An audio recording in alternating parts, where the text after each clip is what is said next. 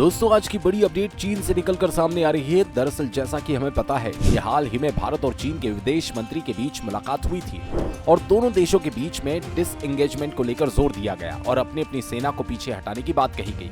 लेकिन इसके बाद एक बार फिर से चीन की तरफ से एक कंट्रोवर्शियल बयान दिया गया और एक बेवकूफी भरी डिमांड भारत के सामने रखी गई। दरअसल चाइना की तरफ से कहा गया कि हम भारत की सभी बात मानने के लिए तैयार हैं और अपनी सेना को पीछे कर ले, लेकिन भारत डेपसोंग और डेपचोंग पॉइंट को छोड़ दे क्योंकि ये चीन का हिस्सा है। और साथ ही चीन की तरफ से कहा गया कि हमने गलवान वैली और पेंगोंग शो से भी अपनी सेना को पीछे कर दिया। यहाँ तक कि हॉट स्प्रिंग जो कि काफी ज्यादा मीडिया में छाया हुआ है, यहाँ से भी डिसएंगेजमेंट कर ली गई। लेकिन भारत हमारी डिमांड को भी माने और डेपसोंग और डेपचोंग इलाके को भारत माने कि चीन का हिस्सा है।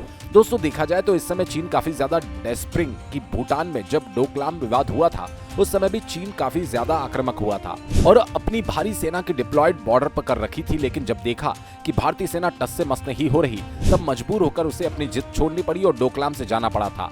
और सेम यही चीज अब LAC पे भी देखी जा रही है। पेंगोंग सो हॉट स्प्रिंग और गलवान वैली तक चाइनीज आर्मी आ गई थी, लेकिन अब वो धीरे धीरे पीछे होते होते डेपसोंग और डेपचोंग पॉइंट पर पहुंच गए और ये उम्मीद कर रहे हैं कि जाते जाते उसे कुछ तो मिल जाए। लेकिन भारतीय विदेश मंत्री ने साफ कहा जो हमारे एग्रीमेंट थे कि बॉर्डर पर भारी सेना तैनात नहीं रहेगी और हमारे जो पहले वाली स्थिति थी वही वापस होनी चाहिए। साथ ही चाइना को डेपसोंग और डेपचोंग से सेना को हटाना होगा।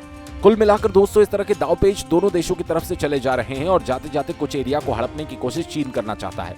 लेकिन उसके इस मंसूबे पर भारतीय सेना और भारतीय कूटनीति फिलहाल पानी फेर रही है।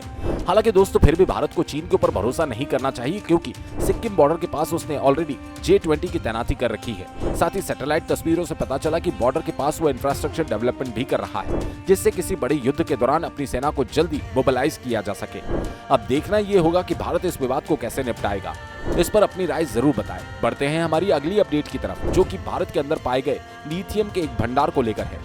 हाल ही में हमारे विज्ञान और प्रौद्योगिकी मंत्री श्री जितेंद्र सिंह ने बताया कि कर्नाटक के मरलगल्ला इलाके में 1600 टन लिथियम मिला और ये खोज atomic minerals director for exploration and research ने की। मंत्री जी ने राज्यसभा में एक लिखित जवाब में इस खोज की जानकारी दी। उन्होंने बताया कि यदगिरी जिले में भी लिथियम ढूंढने के लिए सर्वेक्षण किया गया। AMD छत्तीसगढ़ के कोरबा जिले, राजस्थान, बिहार और आंध्र प्रदेश के प्रमुख मीका बेल्ट्स और उड़ीसा, छत्तीसगढ़ और कर्नाटक के पेग्माटाइट बेल्ट्स में भी लिथियम की खोज कर रही है। इसके अलावा हिमाचल प्रदेश के हमीरपुर जिले के मसनबल इलाके में यूरेनियम भी मिला है। लेकिन हिमाचल प्रदेश में परमाणु ऊर्जा प्लांट लगाने के लिए कोई योजना अभी नहीं बनाई गई। मंत्री जी ने ये भी बताया कि भारत और रूस की सरकारें मिलकर परमाणु ऊर्जा के शांतिपूर्ण उपयोग के लिए काम कर रही है जिसमें छोटे मॉड्यूलर रिएक्टर भी शामिल है। ऐसे में यूरेनियम का भंडार जो हिमाचल में मिला वो काफी ज्यादा कारगर साबित होगा। ये न सिर्फ परमाणु हथियार बनाने में इस्तेमाल किया जा सकता है बल्कि न्यूक्लियर रिएक्टर बनाने में भी इसका उपयोग किया जा सकता है और यही कारण है कि खोज बेहद ज्यादा महत्वपूर्ण है। इसके अलावा सोलर सिस्टम लिथियम भंडार जो मिला है ये भी भारत के लिए काफी उपयोगी है। लिथियम का यूज आजकल इलेक्ट्रिक कार में लगने वाली बैटरीज में बड़े पैमाने पर किया जा रहा है। ऐसे में लिथियम की जरूरत भारत को बहुत अधिक है। यही कारण है कि ये खोज भारत के लिए काफी अहम मानी जा रही है। भारत को मिले इस बड़े खजाने के बारे में अपनी राय कमेंट बॉक्स में लिखकर जरूर बताएं और हाँ, वीडियो अच्छा लगे तो लाइक और चैनल को सब्सक्राइब जरूर करें। धन्यवाद। जय हिंद, जय भारत।